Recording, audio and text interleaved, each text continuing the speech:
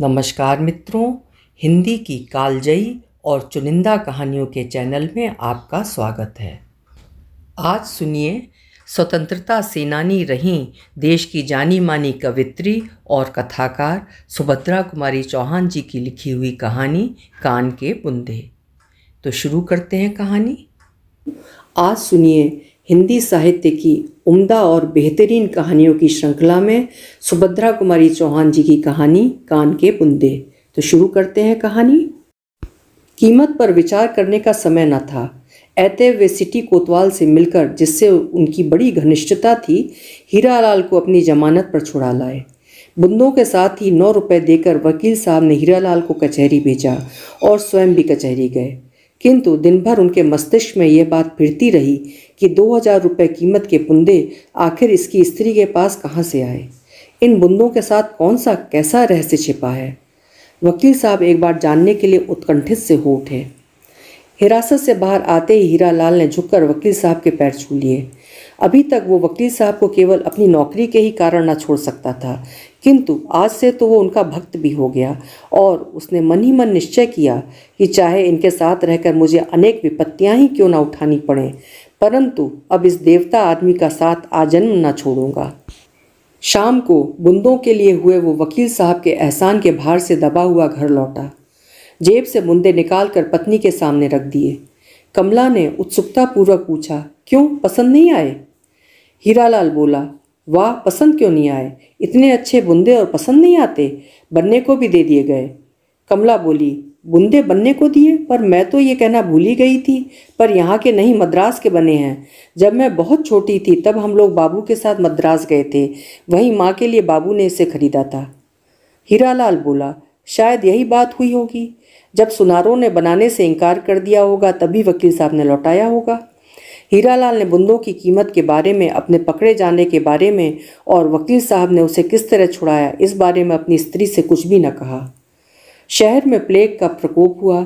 सब लोग शहर छोड़ छोड़कर बाहर झोपड़े बनाकर या बंगलों में रहने के लिए निकल आए। वकील साहब ने अपने बंगले में नौकरों की एक कोठरी में हीरालाल को रहने की जगह दे दी। एक ही अहाते में रहते हुए संभवतः 2-3 महीने बीत गए, किंतु वकील साहब की पत्नी हीरा देवी और कमला से किसी प्रकार की जान पहचान न हो सकी। हीरा देवी ने उच्च कोटि की शिक्षा पाई थी।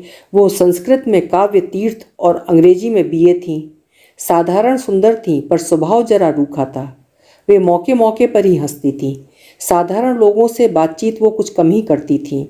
उन्हें अपने धन, विद्या और एक प्रतिष्ठित परिवार की कन्या होने का गर्व था। अपने आश्रित एक मुंशी की स्त्री से बातचीत करने में वो समय का दुरुपयोग समझती थीं। इसीलिए उन्होंने कमला को कभी न बुलवाया। इधर कमला इसके बिल्कुल प्रतिकूल थी। वो अनिंद्य सुंदरी थी। खूब गोरा रंग, आकर्षक आँखें, पतले पतले लाल होंठ, जिन पर सदा हंसी खेलती रहती। वो बड़ी नम्र और मिलनसार थी। पढ़ी लिखी बहुत साधारण थी। हिंदी की पुस्तकों के अतिरिक्त चिट्ठी पत्री लिख पढ़ लेती थी। अंग्रेजी के कोई कोई अक्षर पहचान लेती थी। फिर भी उसे व्यवहार ज्ञान था। गृह कार्य में कुशल थी। साधारण से साधारण कपड़ों को भी ढंग से पहनना जानती थी। साधारण कपड़ों को ही वो इस ढंग से पहनती थी कि वो उसके शरीर पर मूल्यवान जान पड़ते।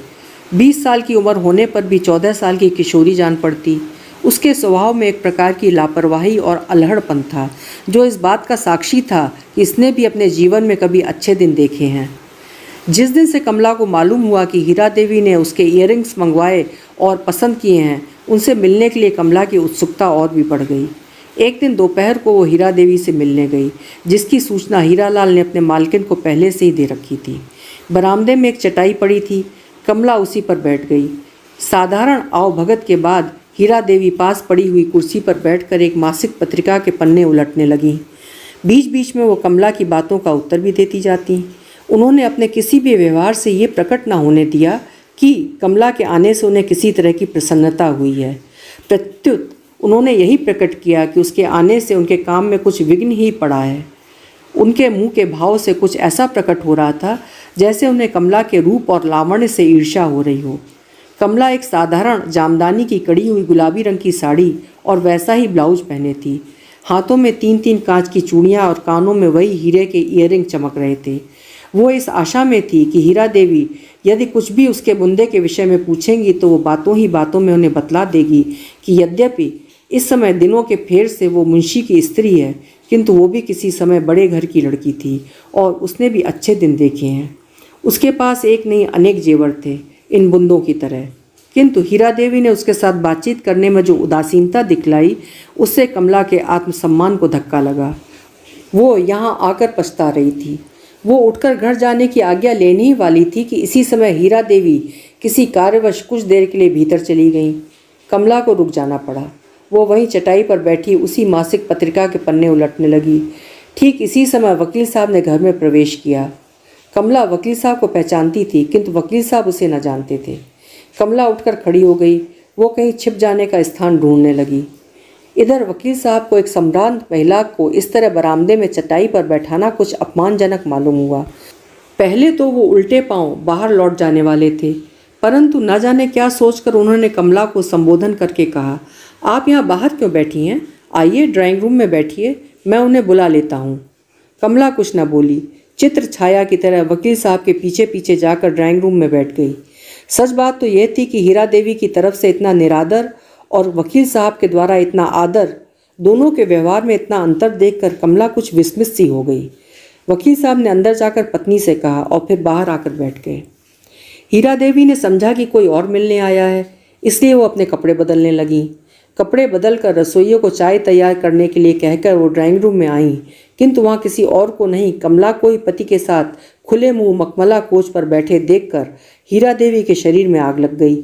वो कुछ नहीं बोली, रूखे भाव से आकर वहीं दूसरे कोच पर बैठ गई। उनके आते ही कमला उठकर खड़ी हो गई और उनकी ओर लक्ष्य करके कहा, अब आज्ञा दीजिए, मैं घर जाऊं। हीरा देवी के कुछ कहने के पहले ही वकील साहब बोल उठे, बैठिए, चाय तैयार हो गई है, चाय लेके जाइए। एक तीव्र दृष्टि से पति की ओर देखकर हीरा देवी ने कमला से कहा, हाँ, चाय पी के ही जाना, तैयार तो हो गई है। पर कमला रुकी नहीं। कमला की सुंदरता की छाप वकील साहब के हृदय पर प्रथम दृष्टि में ही पड़ गई, इसलिए वो सबकी नज़र बचाकर कभी कभी कमला के मुंह की ओर देख लिया करते थे, किसी बुरे भाव से नहीं। वे सौंदर्योपासक थे, प्रत्येक सुंदर वस्तु को देखना उनकी दृष्टि में आवश्यक था। शिष्टाचार के तौर पर कमला के जाते समय हीरा देवी ने उसे कभी कभी आते रहने के लिए कहा। कमला इस कृपा के लिए उन्हें धन्यवाद देकर अपने घर गई। कमला के जाते ही पत्नी पर तिरस्कार सूचक दृष्टि डालकर वकील साहब ने पूछा, ये कौन थी? वहाँ चटाई डालकर बैठा दिया, इतना बड़ा ड्राइंग रूम किस लिए है? हीरा देवी भी उसी भाव से तीव्र स्वर में बोली, तो तुम क्या चाहते हो कि मैं नौकर चाकरों को भी अपने साथ कुर्सी पर ही बैठाया करूं? ये तो तुम ही से होगा, मैंने तो ये नहीं सीखा।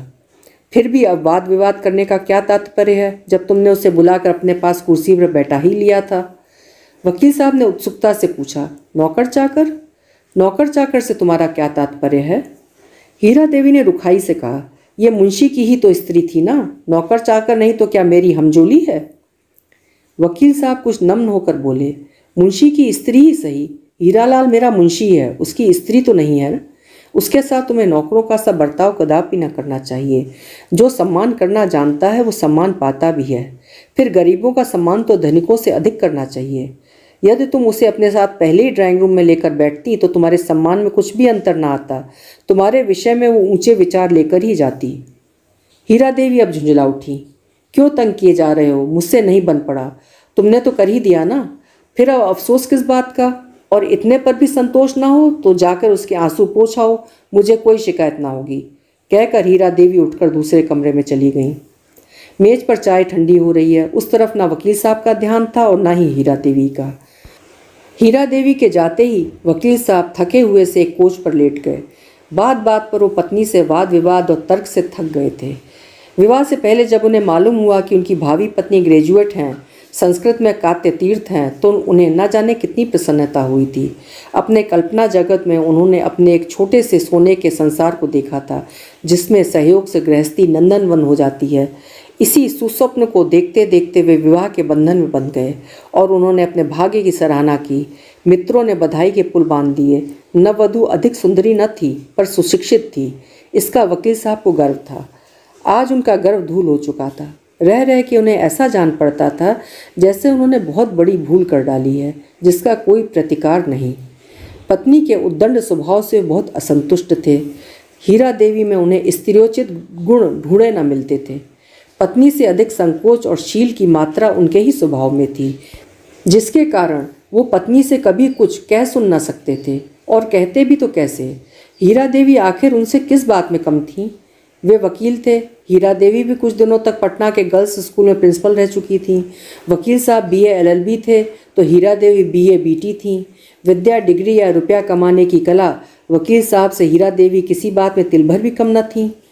फिर उनसे वो किस बात में दबती, और दबती भी कैसे? उन्होंने स्त्रियों के समानाधिकार पर बड़े बड़े लेख लिखे थे और तर्क के द्वारा ये सिद्ध कर दिया कि स्त्री और पुरुष का प्रत्येक बात में समान अधिकार है। किंतु वकील साहब से कोई पूछता, इस समान अधिकार का परिणाम उनके हक में कैसा सिद्ध हुआ? वे तो जानते ही न थे कि गृहस्थ सुख कैसा होता है। वे तरस रहे थे। हीरा देवी उनके लिए एक मित्र की तरह थी। बाकी घर का सारा काम तो नौकर करते थे। हीरा देवी भी ग्रेजुएट थी। वे इन छोटी छोटी बातों में अपने अमूल्य समय को नष्ट न कर सकती थीं, और न कभी वकील साहब की हिम्मत पड़ती थी कि उनसे किसी काम के लिए कहते। 100 की जगह 200 खर्च होता, पर एक दिन भी उन्हें अच्छा भोजन न मिलता। वैसे भी सामने थाली में कई चीज़ें होती, पर सब बेस्वाद, नीरस, जैसे तैसे पेट भरते थे। हीरा देवी पहली बार गर्भवती हुई थी। प्रसव के लिए उन्होंने अपनी माता के पास जाना उचित समझा। वकील साहब ने भी इसे ज़्यादा ठीक समझा, क्योंकि यहाँ इनके घर दूसरी कोई स्त्री थी ही नहीं। ऐतः गर्भ के 6ठे मास में हीरा देवी अपनी माँ के घर चली गईं। एक दिन कचहरी से लौटकर वकील साहब चाय के लिए बैठे ही थे कि हीरालाल एक थाली में कुछ मिठाइयाँ, जो एक सुंदर बेल बूटेदार रुमाल से ढकी थीं, लेकर आया। बोला, घर में बनाया था तो मैंने कहा थोड़ा सा आपके लिए भी ले चलूँ। बहू जी तो है नहीं, अब आपके लिए कौन बनाता होगा? वकील साहब ने मन ही मन सोचा, यह थी ही तभी कौन बना के खिला देती थी। प्रकट में बोले, क्यों तकलीफ़ की हीरालाल, महाराज तो बना ही दिया करता है जो कुछ मैं चाहता हूँ। हीरालाल ने धीरे से थाली को मेज पर रखकर रुमाल हटा दिया। फिर बोला, वकील साहब ये पकौड़ियाँ खाइए, अभी बन रही हैं, बिल्कुल गर्म है, और चाय के साथ आपको अच्छी भी लगेंगी। वकील साहब पकौड़ियों के शौकीन थे। तश्तरी की सब पकौड़ी साफ कर गए। हीरालाल शर्माया, शायद वो बहुत कम लाया था। खाने के बाद बोले, दरअसल हीरालाल पकौड़ियाँ बहुत अच्छी बनी हैं, बाकी मिठाइयाँ भी बहुत अच्छी हैं, क्या तुम्हारे घर की बनी हैं? हीरालाल प्रसन्न होकर बोला, हाँ सरकार, हम लोग तो बाजार की मिठाई खाते ही नहीं, वह तो सब अपने हाथ से ही बना लेती है। सस्ती की सस्ती पड़ती हैं और बाजार से अच्छी भी रहती हैं। वकील साहब बोले, मालूम होता है कि भोजन बनाने में बड़ी चतुर हैं, पर वह तो मिर्ज़ापुर के तरफ की हैं। देहात की लड़कियों को तो मैंने भोजन की कला में निपुण कहीं नहीं देखा। हीरालाल बोला, दिनों का ही फेर समझिए वकील साहब, यह मुंशी नवल किशोर राय की लड़की है। एक रात डाकुओं ने ऐसा ज़बरदस्त डाका डाला कि इनका सब कुछ लूट ले गए। इन्हें अपनी माँ के साथ जाकर मामा के घर मिर्ज़ापुर में रहना पड़ा। देहात में रहीं तो क्या हुआ, इनकी माँ बहुत चतुर थी, उन्होंने ही इन्हें सब कुछ सिखाया। उन कान के बुंदों के अतिरिक्त मोतियों का एक चंद्रहार भी उसके पास है। वकील साहब, मैं क्या बताऊँ, उसके हाथ में जैसे जादू है। मामूली दाल भात बनाती है, पर इतना स्वादिष्ट कि क्या बताऊँ। वकील साहब आश्चर्य से बोले, अच्छा, यह मुंशी नवल किशोर राय की कन्या है? वो तो इलाहाबाद के बड़े भारी वकीलों में से थे, तभी ये इतनी चतुर है। हीरालाल ने प्रसन्नता का भाव जाहिर करते हुए कहा, वकील साहब, गुस्ताखी माफ़ हो, एक अर्ज करता हूँ, आप कल सवेरे मेरे झोपड़े में ही भोजन कीजिए, हम गरीबों के भोजन का स्वाद भी लीजिए। वकील साहब को अपने मुंशी के यहाँ भोजन करना जरा भी उचित न मालूम हुआ। बोले, क्यों तकल्लुफ़ करते हो हीरालाल, ये जो इतनी चीज़ें लाए हो यही मेरे कल तक के लिए काफ़ी हैं, फिर क्यों तकलीफ़ करते हो? हीरालाल बोला, इसमें तकलीफ़ की क्या बात है वकील साहब, उसका स्वभाव तो ऐसा ही है कि अगर 10 खाने वाले आ जाएं तो उसे दूनी खुशी होती है।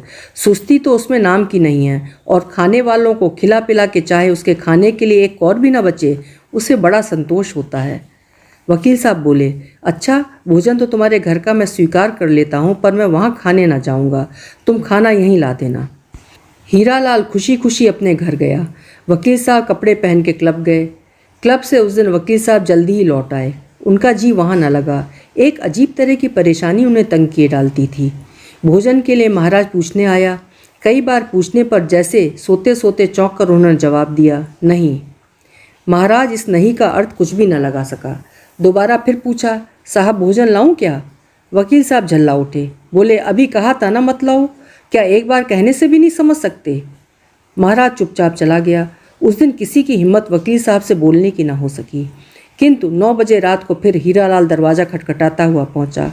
वकील साहब इतने रात को उसके आने का कारण समझ गए, फिर भी और दिनों की तरह वे उसे झिड़क न सके, बल्कि आदर के साथ बैठाया और नम्रता से बोले, क्या है हीरालाल, मालूम होता है आज पीने के लिए कुछ नहीं है। हीरालाल हंस पड़ा और बोला, सरकार जब तक आपके पास हूँ मुझे क्या तकलीफ़ हो सकती है, जब मेरे पास ना रहेगा आपके पास आऊँगा। अच्छा ये बात है, कहते हुए वकील साहब ने 2 रुपये जेब से निकाल कर फेंक दिए। आज पहली बार हीरालाल को बिना किसी प्रकार की झिकझिक किए पीने के लिए इतनी आसानी से रुपया मिल गया। रुपया तो वो सदा ही ले लिया करता था, किंतु घंटों माथा पच्ची के बाद। वकील साहब के इतने शीघ्र रुपया निकाल देने का अर्थ उसने लगाया उस दिन की अत्यधिक आमदनी। रुपया उठाते उठाते बोला, मालूम होता है आज खूब आमदनी हुई है। वकील साहब रुपये हो तो 2-3 और दे दो ना, घर में खर्च के लिए बिल्कुल नहीं है। वकील साहब बोले, अच्छा तुम्हें 2 दे दिए तो तुम लालच में पड़ गए। हीरालाल नम्रता से बोला, नहीं वकील साहब, घर में तंगी ना होती तो मैं कभी ना मांगता। आप तो मुझे जानते हैं, बस मुझे पीने भर को मिल जाए फिर मुझे कुछ ना चाहिए। आज तो उसने कहा कि रुपया चाहिए इसलिए आपसे कहा, नहीं तो क्या कभी कहता। आज की वकील साहब की आमदनी कुल 5 रुपये ही थी। उन्होंने बाकी के 3 रुपये निकाल कर हीरालाल के हवाले कर दिए। देते देते उन्होंने ताकीद कर दी कि देखो सबके सब मत पी जाना, घर में खर्च के लिए दे देना। हीरालाल बोला, नहीं वकील साहब, क्या पागल हूँ, मैं पहले घर में देकर फिर पीने जाऊँगा। हीरालाल चला गया। वकील साहब फिर पलंग पर लेटे, उन्हें नींद ना आई। उन्होंने अपने और हीरालाल के जीवन की तुलना की। चतुर सुशील स्त्री पाकर वो कितना सुखी है, उसका गृहस्थ जीवन कितना आकर्षक है। वो है मामूली मुंशी, स्त्री साधारण लिखी पढ़ी ग्रामीण बालिका है, फिर भी गृहस्थी को स्वर्ग बना रखा है। एक मैं हूँ, शहर के बड़े वकीलों में 500-700 मासिक तो कमा ही लेता हूँ। बंगला है, मोटर है, सुंदर बगीचा है। स्त्री संस्कृत और अंग्रेजी में ग्रेजुएट है। लोग तो यही समझते होंगे कि मैं कितना सुखी हूँ। मित्र लोग आकर मेरी किस्मत की सराहना कर जाते हैं, किंतु मेरी किस्मत कैसी है मेरे सिवाय और कौन जान सकता है। बिना सुशील पत्नी के सब सुख होते हुए भी मनुष्य सुखी नहीं रह सकता। सच्चे गृहस्थी के सुख के सामने सारे सांसारिक सुख हेय हैं। वो गृहस्थ सुख मेरी किस्मत में है ही नहीं। काश मैं भी किसी मामूली पढ़ी लिखी स्त्री से ही विवाह करता और वो सुशील होती तो जीवन कितना सुखी होता। यदि सुशीला ना भी होती तो कम से कम बात बात में उसका तर्क शास्त्र तो न चलता, हर बात में वो अपनी विद्वता की छाप तो न जमाने लगती। किंतु यहाँ तो बात ही कुछ और है। हीरा अपने सामने मुझे कुछ समझती ही नहीं। दूसरों के सामने उसे कुछ कहते में मैं डरता हूँ, न जाने कैसा उच्छृंखल उत्तर दे दे, फिर मुझे उनके सामने लज्जित होना पड़े। इसी प्रकार जितना ही मैं उससे दबता हूँ वो मुझे दबाती जाती है। मैं स्त्री को समान अधिकार देने का विरोधी नहीं हूँ, किंतु वे इतनी समझती कहाँ है। वे अधिकार पाते ही उसका दुरुपयोग करने लगती है। स्त्रियों के लिए कोमलता, लज्जाशीलता और नम्रता बहुत आवश्यक है, पर ये बातें हीरा में कहाँ हैं। किंतु इसमें हीरा का क्या दोष? दोष तो उसकी शिक्षा का है। फिर मैं शिक्षा को भी दोष कैसे दूँ? उसी की छोटी बहन मीरा भी तो एमए में पढ़ रही है, इतनी सुशील लज्जाशील कि सीधी तरह आंख उठाकर भी बात नहीं कर सकती। कुछ नहीं, सब मेरी किस्मत का दोष है। मेरी किस्मत में गृहस्थ सुख नहीं था, फिर मुझे सुशीला पत्नी कैसे मिलती। उन्होंने कमला और हीरा की तुलना की। कमला उन्हें साक्षात लक्ष्मी सी और हीरा अहंकार अभिमान की प्रतिमा सी जान पड़ी। वो पहले ही दिन पहली ही दृष्टि में कमला के रूप पर मुग्ध हो गए थे। आज वो उसके गुणों की भूर भूर प्रशंसा कर रहे थे। किंतु इतना वो जानते थे कि जीवन में अनेक बार ऐसे अवसर आते हैं जब इंद्रियां मनुष्य को अपना दास बना लेती हैं। जानता हुआ भी मनुष्य अनजान बन जाता है, समझदार भी नासमझ हो जाता है। इसीलिए वो कमला के रूप और गुणों पर मुग्ध होते हुए भी उससे दूर दूर रहना चाहते थे। वे उस पवित्र फूल को जिसका सौरभ उन्हें बहुत प्रिय था छूकर अपवित्र नहीं करना चाहते थे। इसीलिए वो पास भी आने से डरते थे। संभव है पास पहुंचकर वे छू लेने के लोभ को संवरण न कर सकें तो फिर उसका परिणाम क्या होगा। उसके भयंकर दुष्परिणाम का काला चित्र वकील साहब की आंखों के सामने खिंच गया। वे घबरा कर उठे, पास ही मेज पर रखा हुआ हीरा का चित्र उठाकर देखने लगे, किंतु उस चित्र में कई बार देखने पर भी उन्हें कमला ही दिखी। वे घबरा कर इधर उधर करवटें बदलते रहे, अंत में यह निश्चय करके कि मैं सवेरे हीरालाल के यहाँ भोजन करने के लिए अस्वीकृति भेज दूंगा। न जाने कब उन्हें नींद आ गई। सवेरे जब वकील साहब सोकर उठे तो दिन चढ़ाया था। हीरालाल अपने कई मुवक्किलों के साथ वकील साहब की इंतजारी में बैठा था। वकील साहब उठे। कहाँ तो सोने से पहले उन्होंने ये निश्चय किया था कि हीरालाल के घर का भोजन अस्वीकार कर देंगे। चाय पीते पीते महाराज से बोले कि मैं आज खाना यहाँ न खाऊंगा, मेरे लिए न बनाना। और खाना बनाना ही किसके लिए था? महाराज को बिना मांगे ही छुट्टी मिल गई। इधर भोजन के समय जब हीरालाल वकील साहब से पूछने आया, उन्होंने कहा चलो वहीं चल के खा लेता हूँ, तुम भी घर रहोगे, बार बार दौड़ने से बचोगे। हीरालाल और चाहता ही क्या था, वकील साहब को लेकर अपने घर पहुंचा। वकील साहब घर की सफाई देखकर दंग रह गए। छोटे छोटे 2 कमरे कमला ने ढंग से सजा रखे थे। इतनी सफाई थी कि वह उसकी चतुराई पर चकित हो गए। उन्हें स्वप्न में भी आशा न थी कि उनके नौकरों के रहने की कोठरी नंदन कानन बन रही है। जो घर कमला सी चतुर गृहिणी के आलोक से आलोकित हो रहा हो, उसकी तुलना नंदन कानन भी क्या करेगा। वकील साहब दूसरी कोठरी में बैठे थे। बीच के दरवाजे पर एक फटी हुई साड़ी का ही सिला हुआ हल्के रंग का पर्दा पड़ा हुआ था। पर्दे के पीछे से वकील साहब को बार बार कमला के पैरों की पाजेब की मधुर ध्वनि सुन पड़ती थी, जिससे रह रह के उनका मन चंचल हो जाता था। जिन पैरों की पाजेब की मधुर ध्वनि वकील साहब के हृदय को दोलायमान किए डालती थी, उन पैरों को एक बार चूम लेने के लिए उनका मन आतुर हो उठा। हीरालाल ने आसन बिछा के पानी रखा। कमला थाली परोस के लाई। आज उसने बहुत मामूली हल्के रंग की साड़ी पहन रखी थी। नीले रंग में उसका रूप और भी निखर पड़ता था। खाना बहुत सादा था। दाल, चावल, रोटी और 2 तरह की मामूली तरकारी थी, किंतु सादा भोजन होने पर भी बहुत स्वादिष्ट और रुचिकर था। मिर्च मसाला बहुत कम था। फिर भी जाने क्या था कि वकील साहब रोज़ से कहीं ज़्यादा खा गए। खाते खाते बोले, हीरालाल मुझे खाना इसी प्रकार का अच्छा लगता है, किंतु महाराज तो ज़रूरत से ज़्यादा ही मिर्च मसाला भर देता है। परिणाम ये होता है कि मैं कभी पेट भर भोजन नहीं कर पाता। तुम अपनी स्त्री से कहो कि वो महाराज को भी खाना बनाना सिखा दे। कमला ने धीरे से कुछ कहा। हीरालाल हंसता हुआ बोला, वकील साहब वो कहती है कि आप यहीं क्यों न खा लिया करें। वकील साहब हंसकर बोले, सो यहाँ किस्मत में नहीं है, सबको थोड़ी ऐसा खाना नसीब होता है। कहते कहते साहब चले गए। कचहरी की देरी हो रही थी। हीरालाल भी जल्दी जल्दी भोजन करके भागा। आज वो भी वकील साहब की कार में ही बैठकर कचहरी गया। प्रशंसा झूठी हो चाहे सच्ची, किंतु है ऐसी चीज जिसे सुनकर प्रसन्न हो जाना मनुष्य का स्वभाव है। अपनी प्रशंसा के इतने बनते पुल सुनकर कमला पुलकित ना हुई हो ऐसी बात नहीं।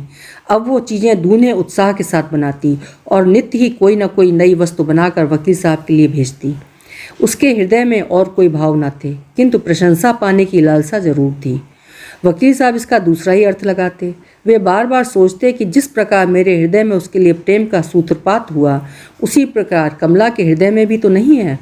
वे सदा इसी चिंता में व्यस्त रहते, किंतु प्रेम प्रकट करने का उन्हें कभी साहस न होता। इसके अतिरिक्त वे विश्वास की जगह अविश्वास को स्थान देकर पतित न होना चाहते थे। वे अपनी इंद्रियों का दमन करके अपनी सच्चरित्रता पर धब्बा न लगने देना चाहते थे, किंतु होनी किसके टाले टली है। इस बार जब वे हीरालाल की तनख्वाह देने लगे तो 10 रुपये के स्थान पर 15 रुपये दिए और कहा, हीरालाल मेरी आमदनी बढ़ गई है, इसलिए तुम्हारी तनख्वाह भी बढ़ा दी है। इस महीने से तुम्हें 15 रुपये मिला करेंगे। हीरालाल को मुंह मांगी मुराद मिली। खुशी खुशी घर आया। पत्नी के हाथ पर रुपए रखता हुआ बोला, कमला तुम सचमुच लक्ष्मी हो। जिस दिन से तुम आई हो मुझे लाभ ही लाभ हुआ है। वकील साहब मुझसे कभी सीधे बात तक ना किया करते थे, अब दोस्तों का सा बर्ताव रखते हैं। कहाँ तो सदा निकाल देने की धमकी दिया करते थे, कहाँ इस महीने से 15 रुपये तनख्वाह कर दी। अब तुम कहो तुम लक्ष्मी हो या नहीं। तनख्वाह बढ़ने की खुशी में मैं उन्हें कल की दावत दे आता हूँ। जरा इस बार गहरा माल बने, 5 रुपये ऊपर वाले खर्च कर दो, परमात्मा बहुत देगा। वकील साहब दूसरे दिन हीरालाल के यहाँ खाने आए। आज कमला ने कई तरह की भोजन सामग्री तैयार की थी। हीरालाल थाली परसवा के वकील साहब के सामने रख ही रहा था कि बाहर से कुछ मुवक्किलों ने आवाज़ दी। हीरालाल कमला से कहकर कि तुम वकील साहब को खिला दो, मैं जरा मुवक्किलों को संभाल लूँ, कहकर बाहर चला गया। सामने ही दूसरे वकील का घर था। उसे डर था कि कहीं मुवक्किल दूसरे वकील के घर ना चले जाएं। हीरालाल मुवक्किल से बातचीत कर रहा था। कमला वकील साहब को खाना खिला रही थी, बिल्कुल एकांत, और सामने वही वस्तु जिसके वे भक्त थे। वकील साहब कुछ हतप्रभ और चंचल से हो गए। वे बोले, खाना इतना अच्छा बना है कि जी चाहता है बनाने वाले का हाथ चूम लूँ। कमला कुछ न बोली। उसे ये एकांत अच्छा न लग रहा था। उसे वकील साहब के चेहरे की लाली और आंखों की उन्मत्तता साफ दिख रही थी। हाथ धुलाने के बाद कमला टॉवल देने लगी। वकील साहब टॉवल लेकर कमला की ओर झुके। कमला, हाँ हाँ क्या करते हैं आप, कहकर पीछे सरकी। पीछे दीवार होने के कारण ज़्यादा न हट सकी। वकील साहब ने जरा ज़्यादा झुककर कमला के होंठों पर अपने होंठ जड़ दिए। ना चाहते हुए भी कमला इसका विरोध न कर सकी। कुछ क्षण कमला के अर्धामृत का पान कर बिना कुछ कहे वकील साहब बाहर चले आए। वकील साहब के बाहर आने के बाद हीरालाल भी खाना खाने गया। आज फिर वकील साहब के साथ हीरालाल को कचहरी जाना पड़ा। हीरालाल के कचहरी जाने पर कमला वकील साहब के कृत्य पर बार बार विचार करती रही। उसे रह रहकर उनके साथ साथ अपने पतन का दुख हो रहा था, किंतु उसने तो सोचा भी न था कि ये मामला इस हद तक पहुंच सकता है। शाम हुई। आज वकील साहब क्लब न जा सके, उनका चित्त उदास था। आज हीरालाल को कोई आमदनी भी न हुई थी, वो भी पीने के लिए व्याकुल सा था। वो फिर वकील साहब के पास आया। वकील साहब को समझने में देर न लगी। 1 रुपया निकाल कर उसके हाथ में रख दिया।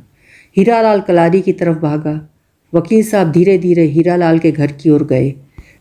जूतों की आवाज़ सुनकर हीरालाल के धोखे में कमला ने उठकर दरवाज़ा खोल दिया। सामने वकील साहब को खड़ा देखकर वो बहुत घबराई। अब न दरवाज़ा बंद करते बनता था न खोलते।